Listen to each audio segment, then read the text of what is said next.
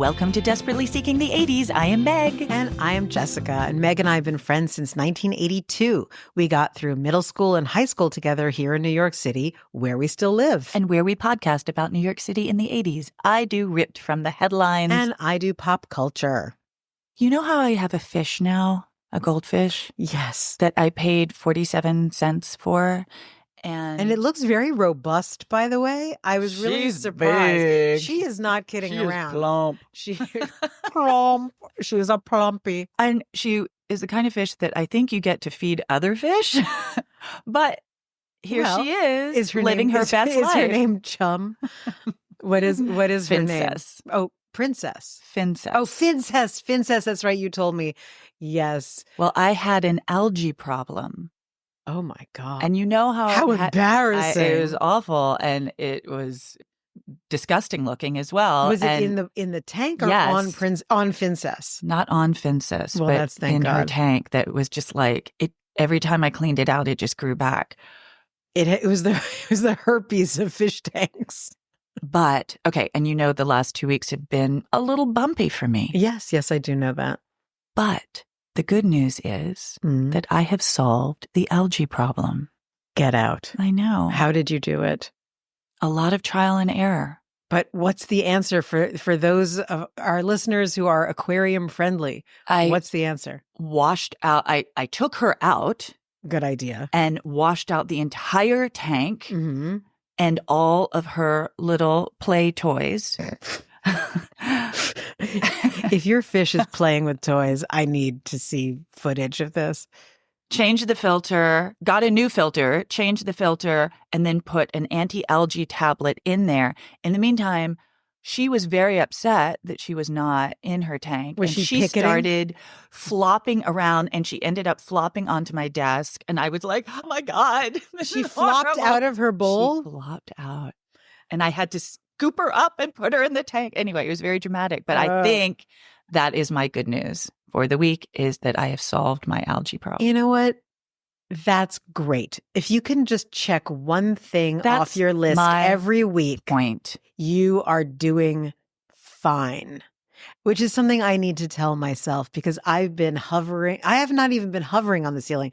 I've been hanging from the ceiling by my fingernails for the last couple of I'm sure you have the equivalent of solving the algae problem.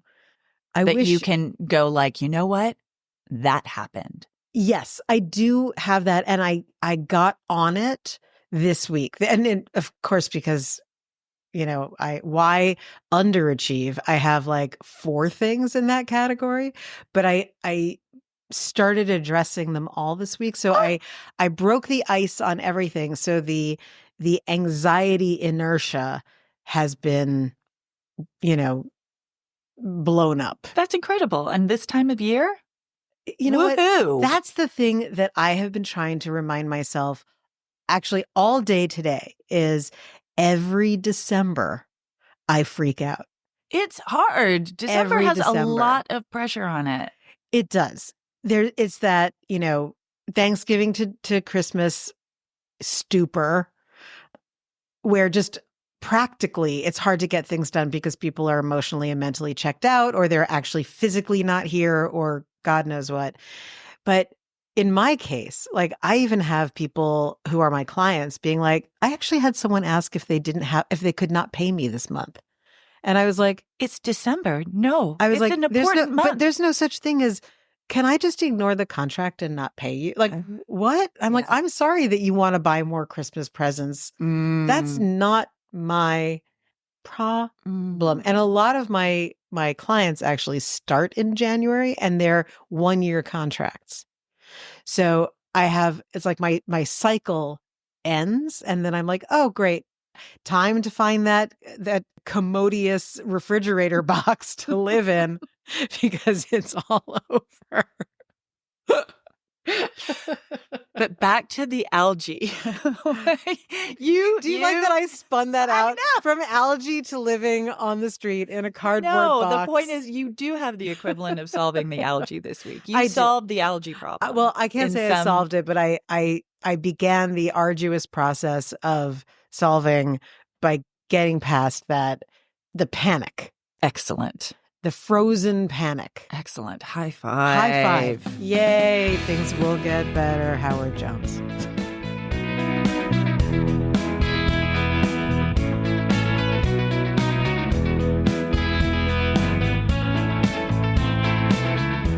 I'm not going to have an engagement question for you today.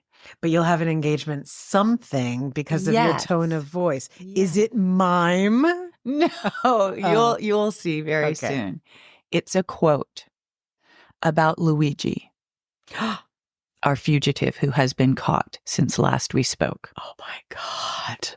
Okay. Quote, he felt shooting a CEO was better than trying to set off a bomb because he didn't want to hurt anyone he felt didn't deserve it.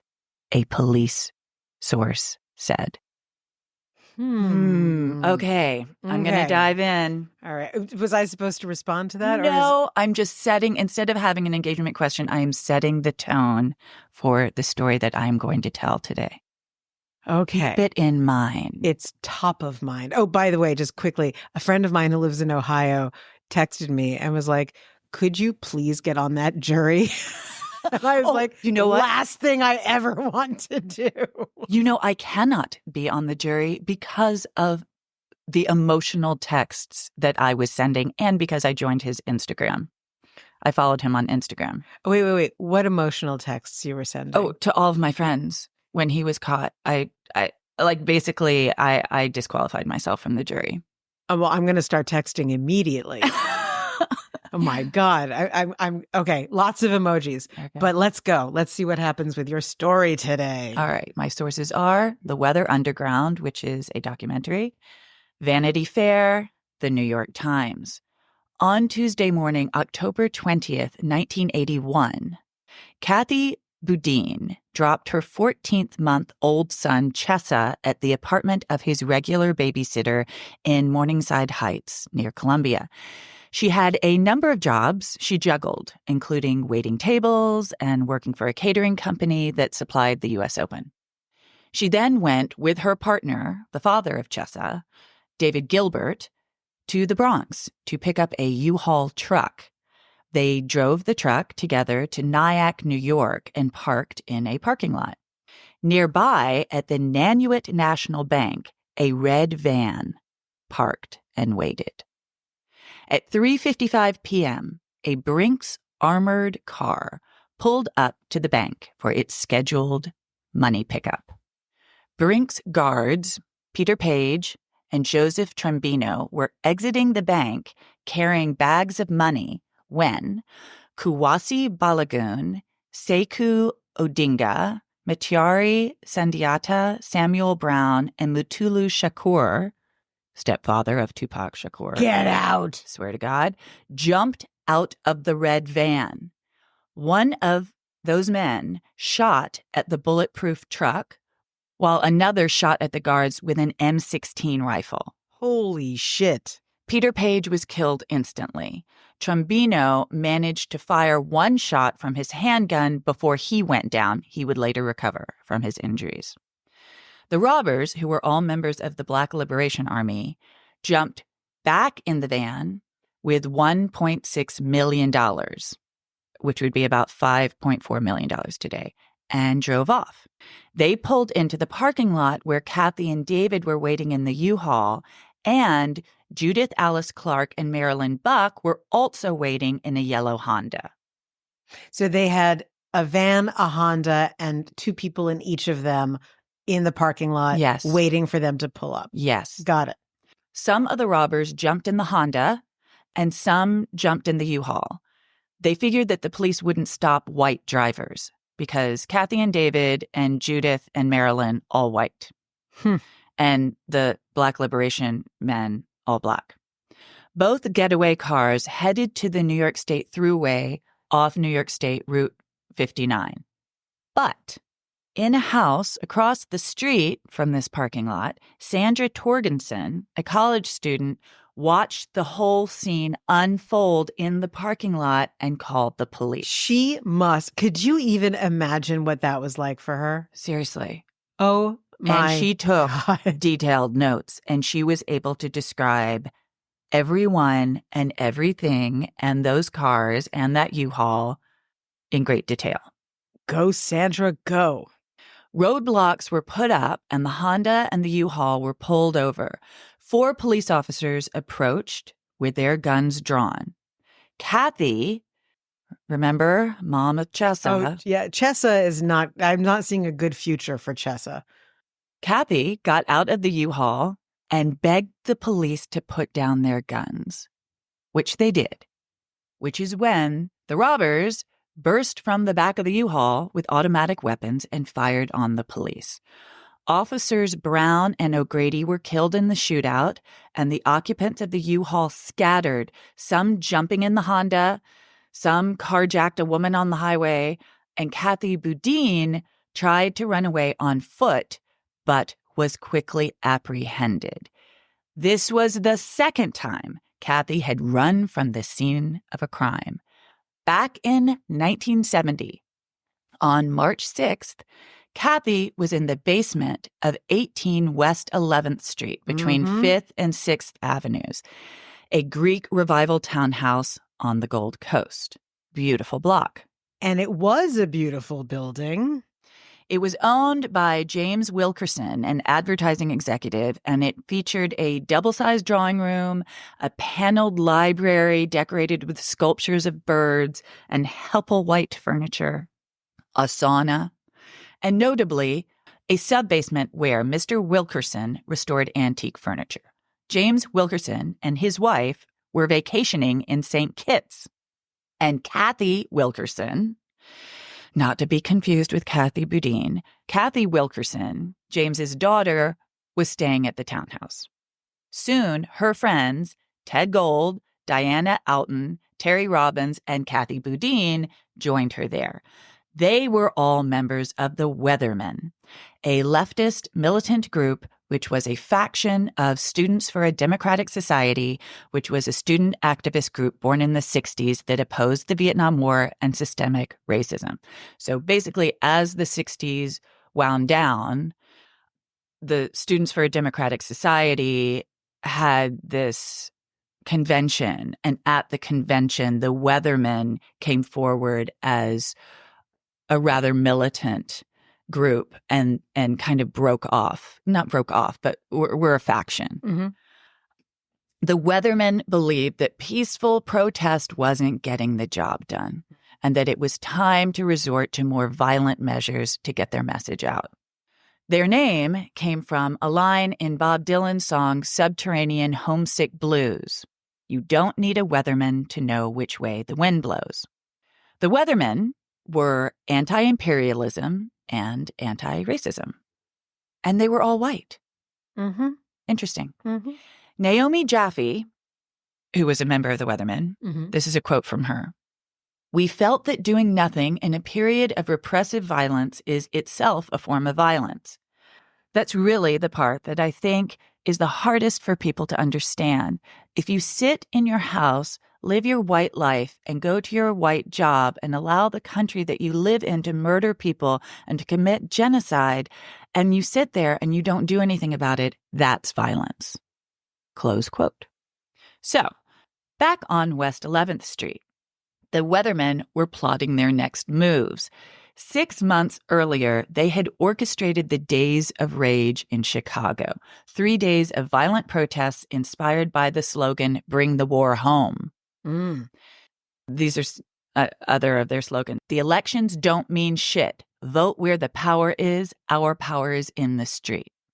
Lots of people were arrested, and there were lots of smashing of car windows and stores, but ultimately, the event didn't feel as impactful as the Weathermen had imagined it would be.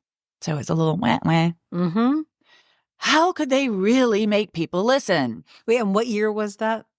This is 1981. No, sorry, this is 1970. Right, okay, 70. 1970.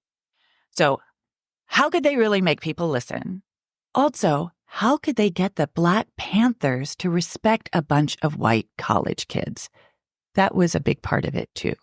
because the Black Panthers and the Black Liberation Army was a faction of the Black Panthers, right? Got it. So at this point, we're talking about the Black Panthers who were already like, violence is the way to go. Mm-hmm. So the weathermen were like, yeah, what they said, we just went to college and we're not really sure how to be violent.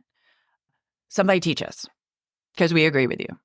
Okay. So they wanted the Black Panthers to mentor them. Yes. Got it. Okay. That's why they needed the respect, so they could be taught their ways. Yes. Okay. I mean, they're all coming from college. Yes. It's not like we would have known how to blow up a building right out of school or do anything. You need to be taught these things. Yes, you do. It turns Yes. out. Yes. And there's no internet. There's no YouTube. Well, that is a real shame. Terry Robbins, the leader of the New York branch of the Weathermen, decided a dynamite explosion was the way to go. And he had the perfect target. There was a dance at Fort Dix where dozens of Army officers would be there with their girlfriends. Terry had studied English and poetry at Kenyon. Get out. Yeah. Oh, shame Now, for my alma mater. Shame. He had been taught how to make a bomb, but he didn't have any practical experience. Okay. So he had book smarts. Yeah. Okay. Terry Robbins, you said his name? Yeah. Okay. And the articles I read about him, he wasn't even really interested in engineering or technology. Like he wasn't like a No, he guy was an English major who he knew how tinkered to, like, with things. Talk about things. That was it. Terry, big mistake. Huge. The morning of March 6th, Terry and Diana went to the basement to finish the bomb making. Kathy Wilkerson and Kathy Boudin stayed upstairs in the townhouse, stripping the beds and straightening up because the Wilkersons were due back that night. Teddy Gold had run to the drugstore to get some cotton balls for the bomb. And you know what I was thinking? What's that wonderful drugstore that's right around the corner? Bigelow. I can't, every time I say, I wrote not that they said it was the Bigelow Pharmacy. No, but don't you know it's totally where he went to get the cotton balls? Oh my God, of course. Like what other pharmacy was there? All right. Terry planned to pack in roofing nails as well into the bomb to maximize the damage. At 11:55 a.m., the first explosion obliterated the basement, killing Terry and Diana instantly. There were two more explosions, one of which killed Teddy as he returned with the cotton balls. Oh, God. Kathy Wilkerson and Kathy Boudin were miraculously unharmed and managed to make it out onto the street.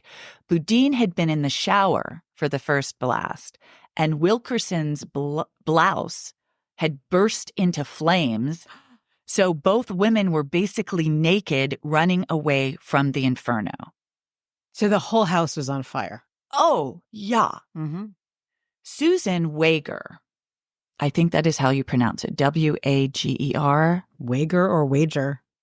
A theatrical producer and Henry Fonda's third wife. Oh, get out. Hustled them into her neighboring townhouse and gave them clothes to wear. But as soon as she and her housekeeper turned their backs, Kathy slipped out and fled the scene. Kathy Boudin would be a fugitive, part of the Weather Underground, as they came to call themselves after the explosion, for the next decade, until her arrest for the Brinks armored car robbery. Kathy Boudin, that's a story all on its own. That's a whole psychological profile waiting to happen. After the townhouse explosion, the Weathermen made an organizational decision to avoid deaths. They improved their bomb-making skills and targeted places and things rather than people. And there were no more casualties, which is kind of a pretty miracle. Yeah, that's honestly a miracle that no one it really is got into the crossfire. When you it's crazy. See the list of the places that they would bomb over the next decade, like they timed it very well to make sure that people weren't around to be killed and that the bombs were the right size to not have more damage than what they intended. Mm-hmm. I mean, sorry, it's a little impressive, but anyway, Well, I mean, just from they refined their Yes. craft, certainly. So yeah, there were no more casualties until the Brinks armored car Which robbery. was an utter shit show, apparently, from what you're describing. And they went in there to kill people. Yeah. They were going to shoot, and they did shoot the guys who were taking care of the money and then the police. I mean, yeah, that was the plan. That was the plan. Oh, Kathy Boudin. Kathy pled guilty to felony murder and robbery and was sentenced to 20 years to life in prison. By the way, you want to know what they were going to spend that money on? Absolutely. They wanted to buy land in the South that they could use to create a independent Black nation. They wanted to start their own country. In the South. Yes. Surrounded by the United Alabama. States. Yes. So we're just going to let that sit there. We'll just let it sit there. Mm-hmm. Kathy was very active in prison, writing articles and organizing. Her chief areas of interest were people with AIDS and incarcerated mothers. She was granted parole in 2003 and hired as an adjunct professor at Columbia. Oh, not surprisingly, that was pretty controversial. Give me a break. Good God. David Gilbert was sentenced to 75 years to life, but Governor Andrew Cuomo granted him clemency in 2021. On what grounds? Just because he could. How many years had he served at that point? When did he go 2021. He went in 1980. Yeah, 1980. I think he was finally, his trial was after hers, and I think it was 85, his trial. Little baby Chessa. I knew it! Was adopted by fellow weathermen Bill Ayers and Bernadine Dorn. Chessa grew up visiting his biological parents in prison and ultimately became DA of San Francisco in 2019, championing a reexamination of the national system of mass incarceration. This is a quote from Chessa. Why do we need to take people to jail for nonviolent offenses if what they really need is drug treatment or mental health services? He was recalled in 2021, accused of mismanagement and being soft on crime. He is now on the faculty at Berkeley. Again, not a surprise. How do you spell Chessa? Chesa. Interesting. Very interesting.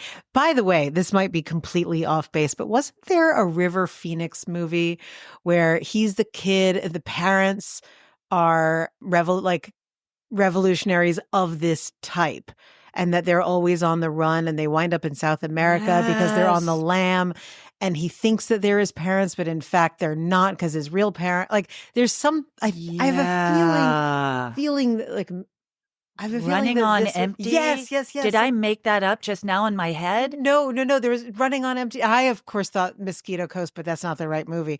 I think Running on Empty. Let's look it up during correct. break. Yeah, I think you're right. But I think that they must have loosely based the film on this because it's so spot on. Absolutely. Can I add something about the house? Sure. So for those of you who are in New York or plan to visit, if you walk on West 11th Street from 5th Avenue to 6th Avenue on the south side of the street, you will see a townhouse that does not look like the others. All of the others are 1890 and earlier. And this one house is brick, brutalist modern, and it looks as though a regular house, rectangularly shaped house has been twisted on its axis. So a point is going into the sidewalk area. That is the house. If you want to see rebuilt. That was rebuilt. That's what they did. By the way, also, you know what this made me think of? Do you remember in Risky Business at the end, how after all of the shenanigans that happened in the house, the mother comes back and is like, there's a crack in my egg. I was just thinking the Wilkersons must have been like, what the fuck? Oh my God. What have you? Oh my God. Could you imagine? Could you imagine? Like, or if, like, I was on the beach this morning and this was so nice. I was just thinking, like, if you got home and it turns out that your kids had like torched blown up the building, then you're like, huh. Like, there's got to be like this period of complete, like frozen disbelief and shock and horror. And then what is the emotional cascade that comes from my daughter blew up my house? like it makes Mrs. Risky Business look a bit petty. I'm just saying. The reason that I started with that comment about Luigi, yes, is because I think it's entirely possible. Everyone's thinking like mental health. I think it's entirely possible he's acted on principles, not because he had a psychotic break. Does it have to be one or the other? Well, either he's psychotic or he melange? isn't. Well, no, I think that my belief is that his pain and surgery made him go a little loco. Just because, and maybe he's been on medication. Maybe he's part of the Sacklers OxyContin horror show. He's actually, no drugs. No drugs. Okay. So anyway, extreme trauma, pain, what have you, can make someone go bonkers. And I think that when that happens, when something happens to you, you're looking for a focal point. You're looking for someone to blame. And so I just think it's sort of, then that becomes a principle. So I think it's sort of like, it's probably going to be hard to tease those things apart. I think we're going to find out. I think actually there's going to be, they're either going to go with a mental health defense or they're not. Well, I think it's going to be a mental health defense because they already put out that, all of the friends and family have been cut off by him for 6 months. And going dark like that is a sign of... I'm just saying, I think that there's the reason that I thought of the Weathermen and the reason why I thought this is a very timely story to tell, these people didn't have a psychotic break. Oh, definitely not. They acted on principle. There is a possibility for that going on right now. I agree with you. What I was struck by when you said they didn't, that he didn't want to hurt. I love that he said, what I loved about that statement was he said, I didn't want to hurt. Did he say anybody? Is that it? Anyone he felt didn't deserve it. Well, I mean, that's a pretty damning statement. That's now you are judge, jury, executioner, and God, if you believe in that sort of thing. And I didn't do a deep dive on the Black Panthers, but the reason why the Weathermen felt like violence had to be the answer was because it just got so much more attention. And they were tired of all the peaceful protests being ignored. It's like, oh, that's cute. That was really cute that you walked across that bridge and you didn't hurt anybody, And they're like, fuck that shit. The war's still happening. It's not changing anything. We have to actually bring the war home. I know you're not advocating for anything in any particular direction. I'm just seeing parallel. I agree with you. And I mean, I'm going to say something that would be a segue to a whole new conversation, but it will not be. This will be my end of this, which is we are seeing that happening now a lot in a lot of different ways. And I don't think it's going to abate for quite some time. And I think that 2025 is going to show some interesting behavior amongst the American public. I hope I am unbelievably wrong, but I think that we've gotten a taste of some people who are mad as hell and not gonna, what is it? Mad as hell and I'm not gonna take it anymore or stand. Anyway, not take it anymore. I feel that very strongly, and hopefully they will all be as principled as Luigi, with at least just target the one person who's pissing you off and not everybody. I don't mean that you should. No, that's not what I mean. Okay. Should I cut that? Yes. Okay. So interestingly, yes, the movie is running on empty, directed by Sidney Lumet, and the screenplay, Naomi Foner Gyllenhaal, I believe mother of Fascinating. Yes, very clearly. Look at her. Yeah. Oh my God, that's like Yeah, that Maggie looks like Gyllenhaal. Maggie. Yeah. This is the synopsis. Arthur Pope, played by Judd Hirsch, and his wife, Annie, played by Christine Lottie, are fugitives perpetually on the run from federal authorities due to their anti-war activity during the 1960s. The couple moves around the country with their two sons, young Harry, played by Jonas Avery, and his older teenage brother, Danny, River Phoenix. On the verge of adulthood, Danny longs to set out on his own and live a more stable life, but he knows this could mean permanent separation from his family, and the movie came out in 1988. So I don't think there's any way that it could not be connected. Oh, absolutely.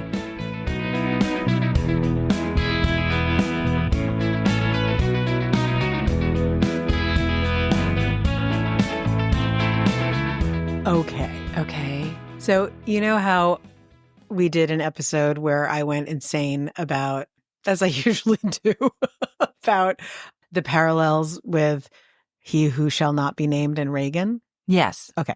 So we could file this under more presidential fuckery. Okay, cool. I have no idea about how many of our listeners are in our age group, older, or significantly younger.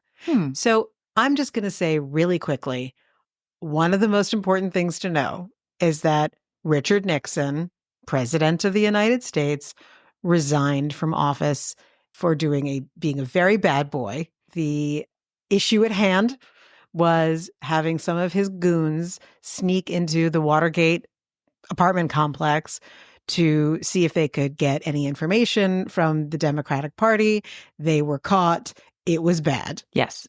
And then he tried to cover it up. And then he most certainly tried to cover it up. And then Woodward and Bernstein were like, oh, no. We of the Washington Post, we are going to make sure that this gets out, which they most certainly did. And then wrote a book. Yes. Okay.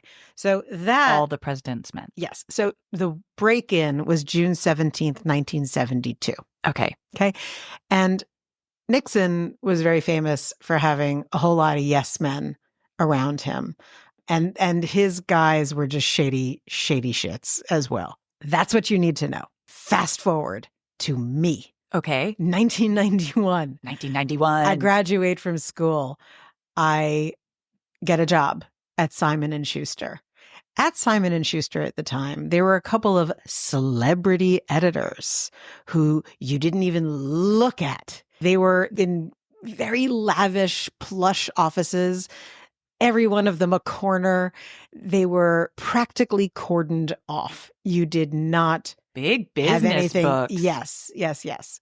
One of these people, who was very nice, but extremely elusive, and who knows if he was really nice. I mean, he just wasn't as rude as the other ones were, was Michael Korda. Okay. Michael Korda, Korda, son of Alexander Korda, famous director, I think producer from the Golden Age of Hollywood. Okay. And I'll look up what he did. But anyway, this story that I found, and my sources are not just the New York Times, but I'm not as organized as you are. Just trust me, there's a whole bunch of stuff. The thing that always makes me laugh is when there's a story in the newspaper about something going wrong because the publishing industry was involved. Okay. And I'm like, you know what? It's the biggest bunch of jokers who are running around. And even then, like now that, the money is different, like there's so much that's evident now that we all know. And like, that no one knows how to test a bestseller. Like it's just all instinct and smoke and mirrors.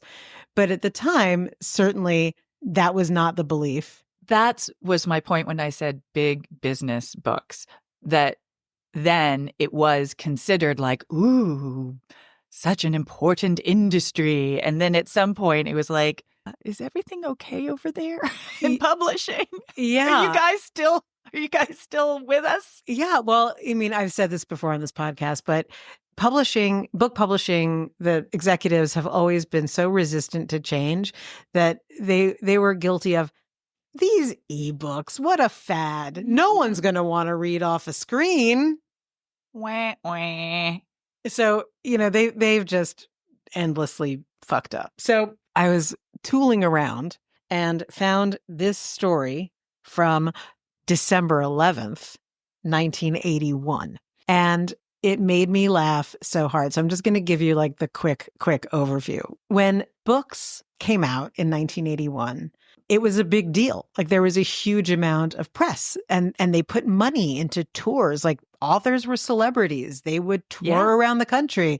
They would do radio. They would do TV. They would do speaking engagements. It was a big deal. Getting reviews was very, very serious. They weren't getting reviews from like wereadbooks.com, and like some joker who's like, I don't like this character. It's not like someone who I would hang out with. Pass, which is par for the course now.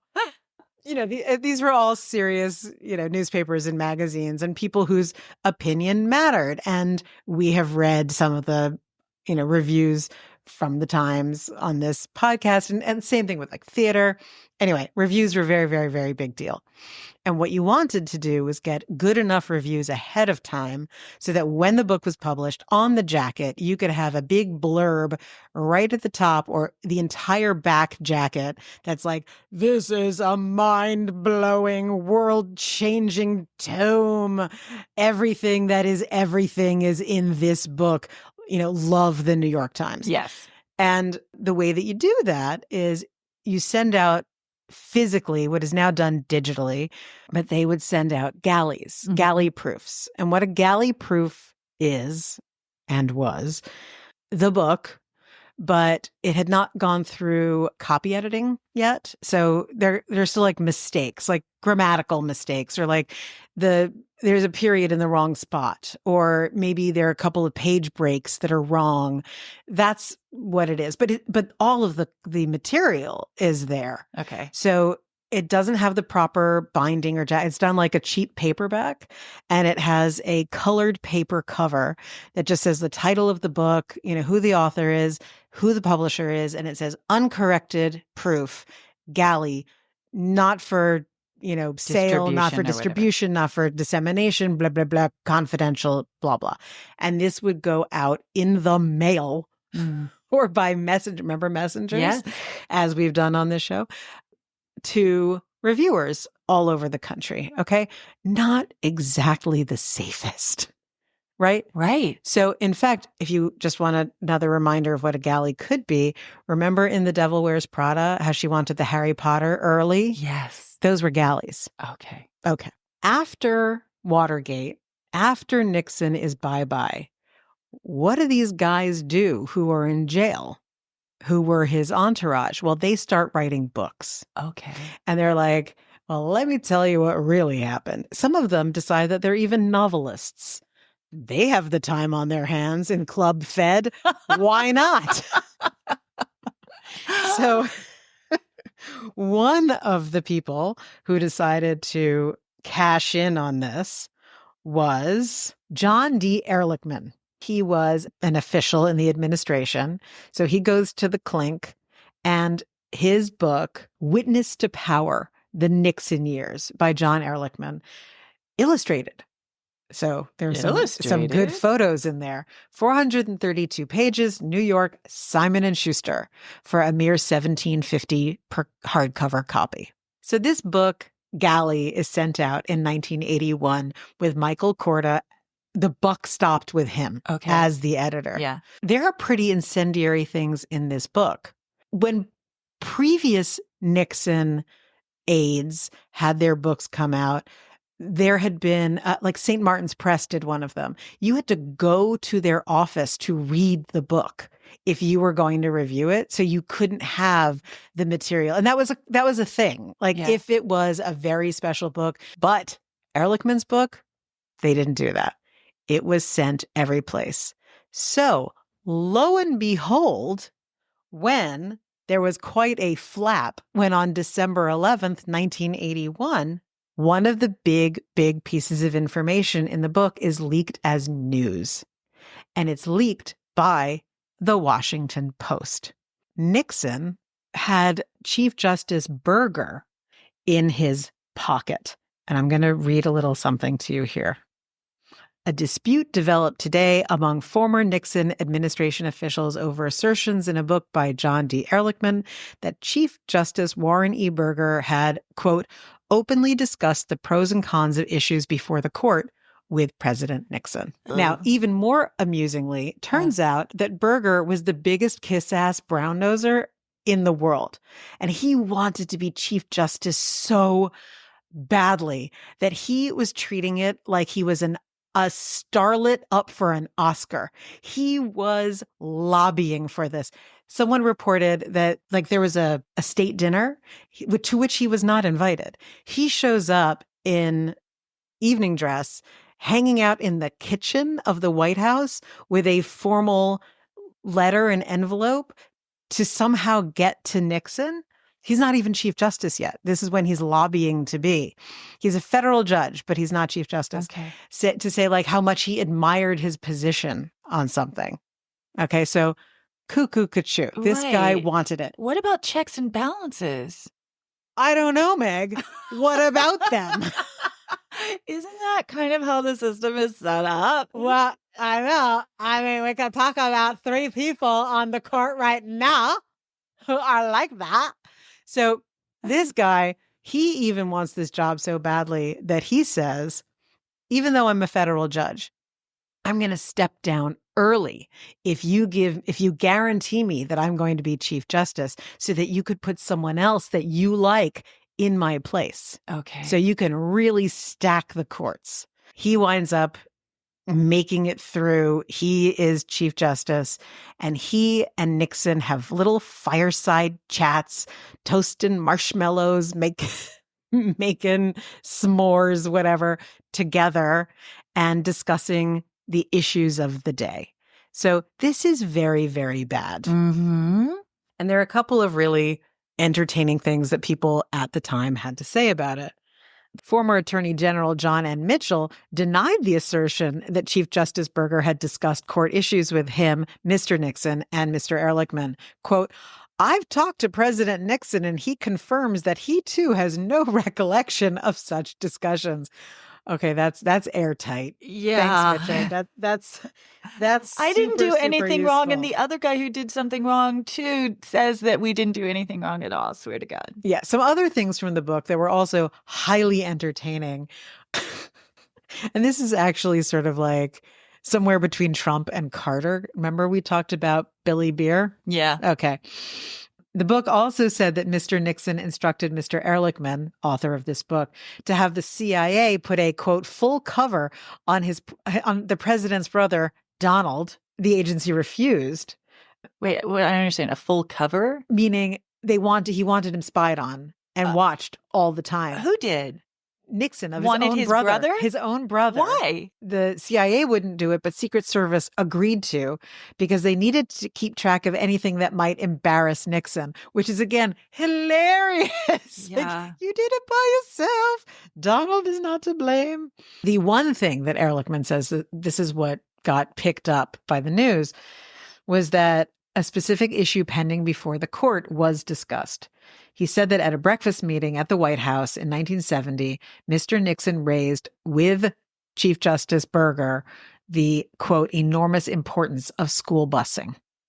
The president pointed out to the Chief Justice that the enormous importance of the, quote, school cases, which is how he describes busing, before the court. They discussed the issues of forced integration of the schools, the relative merits of tracking and desegregation in northern schools, and the president's intention to, quote, set the course for the country. Chief Justice Burger wrote the court's unanimous opinion, giving lower courts the latitude to use busing, among other remedies, to bring about school desegregation. Interesting. Okay. I would not have thought that Nixon was pro-busing. I don't know enough about the issue to say anything of any relevance about it. The only thing that jumped out at me was that it wasn't made into a countrywide federal decision. The lower courts were given the opportunity to take care of it. So that's kind of like, hi, here's the buck, passed. Okay, fair enough. And the reason that this is also so interesting, that this whole relationship between Nixon and Berger, it was, because next to foreign policy, so says Mr. Ehrlichman, nothing interested Mr. Nixon as much as the Supreme Court and his chance to change its direction. He said the former president would often, quote, daydream about who he might appoint to rescue the court from the influence of the Ivy League. Oh, wow. Yes. So anti-elite. Yes. Anyway, so yet again, I mean, we've talked about this on this podcast, but the anti-intellectualism was alive and well. I just remember from the movie Nixon that he had a lot of issues with the Kennedys, mostly because of that kind of elite versus working class background. Which also cracks me up because the Kennedys were the sons of a bootlegger. Right. So it's like, ugh, please, American class is the funniest thing in the entire world. Also in the book, Ehrlichman says that Chief Justice Berger was a man with aggrandizing tendencies who had requested the use of White House aircraft and wanted the president to press his case for making an annual State of Justice address to Congress. And he frequently told the president about the other justices being sick, frail, or failing. So it was like Big Brother or like Survivor. That was his take on the Supreme Court.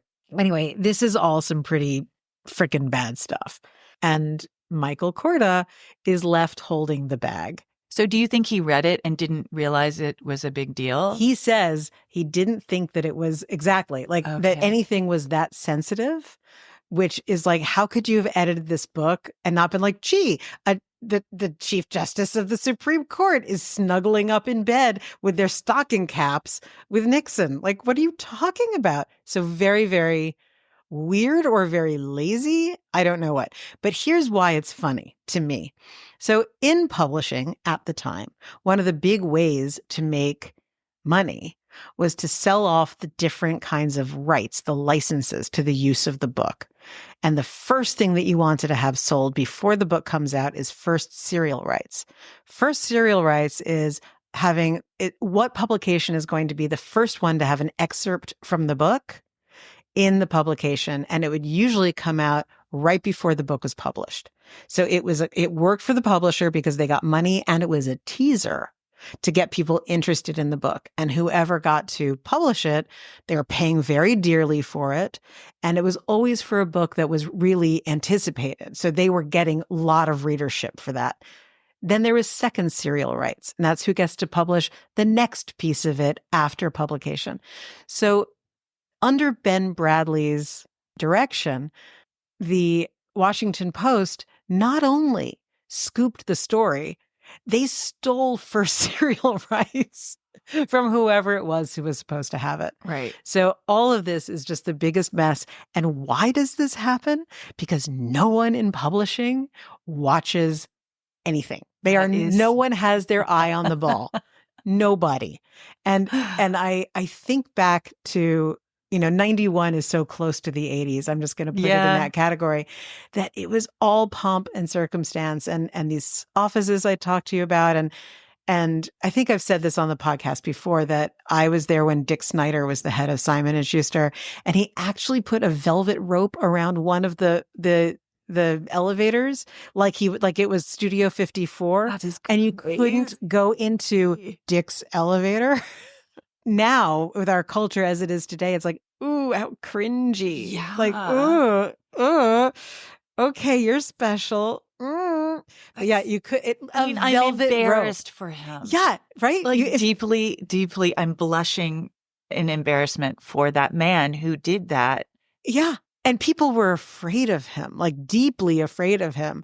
And there it was like the elevator was Air Force One for Dick Snyder. For books? For books. Which used to be big business. Which used to be a big friggin' deal. It was the Washington Post that were thieving magpies, and they were busy stealing first serial rights and saying, no, it's in the interest of the public. You didn't put anything on the galley that said do not disseminate. You made all of the mistakes. What are we supposed to do? Get this information and not instantly make it public? Are you nuts? And Michael Court is like, no, I don't know. I didn't think. And hilariously, because it's the most bitchy business in the world, and it's bitchy because like Hollywood, they're backstabbing, but because the stakes are lower in publishing, I just see it as bitchy. The publisher of St. Martin's Press had come forward for the article and was like, we made them come to our offices. You sent it out? Really? Well, that was a decision you made that we don't. Then January 25th, 1982, the book is actually published.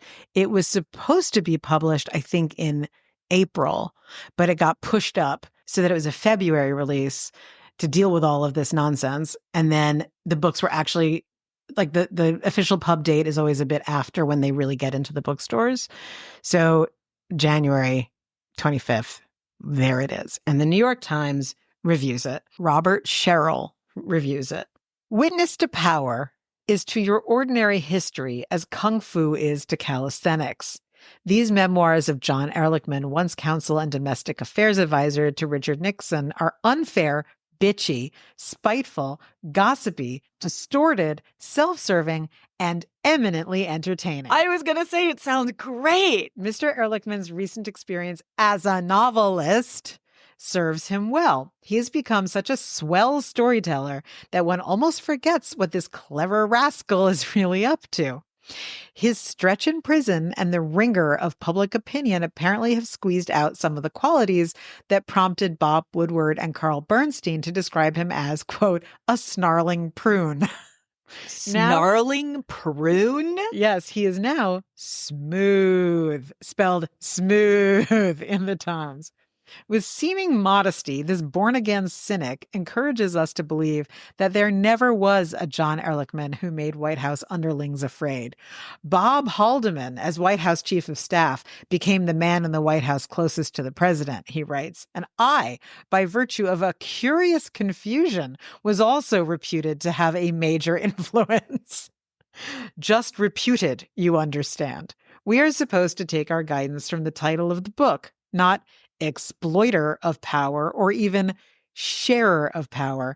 Nothing so active as that, but merely witness to power. And to my earlier point about the behavior of presidents being occasionally akin to sociopathy, he describes Richard Nixon.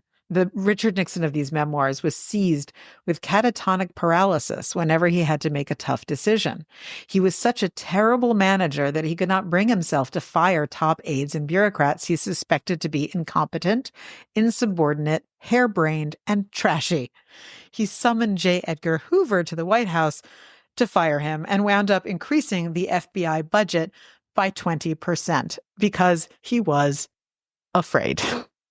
Fascinating. Well, that's like getting someone else to do your dirty work. Hello, Watergate? He Yeah. sent those two poor bastards in. Well, Tape the door. No one will know. It's going to be fine. Indeed, if one takes into account some of Ehrlichman's other legal bloopers, his disbarment for Watergate crimes could possibly be considered a good turn to those who might have become his clients. Remember that embarrassing episode when Mr. Nixon, through Ehrlichman, tempted Judge Matthew Byrne with visions of the directorship of the FBI? Why, they meant no impropriety. Mr. Ehrlichman now says, oh, sure, he was aware that Judge Byrne was then presiding at the Ellsberg trial, but I had no idea where things stood in that long trial. If you believe that, you won't have any trouble assuming that Mr. Ehrlichman was seized with such muscular spasms that he couldn't lift the phone to find out. I just found that and fell in love with it because reading between the lines on the incompetence and the hubris. It's not even incompetence. It's hubris. It won't happen to me because I'm special in the publishing world. And knowing that Bill Bradley, who was quite brilliant, was like, we're newspaper guys. You think that you're going to let something out there and we're going to honor your name? we're going to honor your bookish elitism? I think not. Michael Korda did survive the embarrassment. He never really had any major repercussions. And that's why he was very happily still ensconced. Who knows if he could use Air Force One to get up to his office at 1230 Avenue of the Americas. But there he was, happily editing away when I arrived. But all of these guys were such shits. And the fact that Ehrlichman was so deftly reinventing himself and didn't care that it was so preposterous, in a way, I just have to admire it.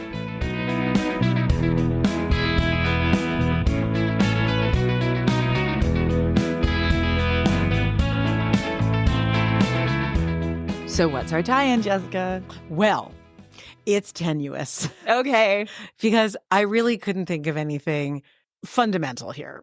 But, well, that building blew up, and Michael Korda's book release sure blew up. Okay, fine. So there you go. It's bad blow-ups for December 12th's podcast. That's all I can come up with. Right. Do you have any ideas? Everything old is new again, which I know we say all the time. Well, also the fuckery of 1970. Sure. Yeah, both of us went back a little further in order to tell a story that's actually very timely for now. Yes, there we go. So with that in mind and how fascinating we are, we have an ask for our listeners. Here it is, the end of the year. People are tired. People are checking out. But no, don't do it. Listen to the podcast and please encourage your friends to listen. Share the podcast with them. We're just a click away for people in your life who you think would be highly entertained by Desperately Seeking the 80s.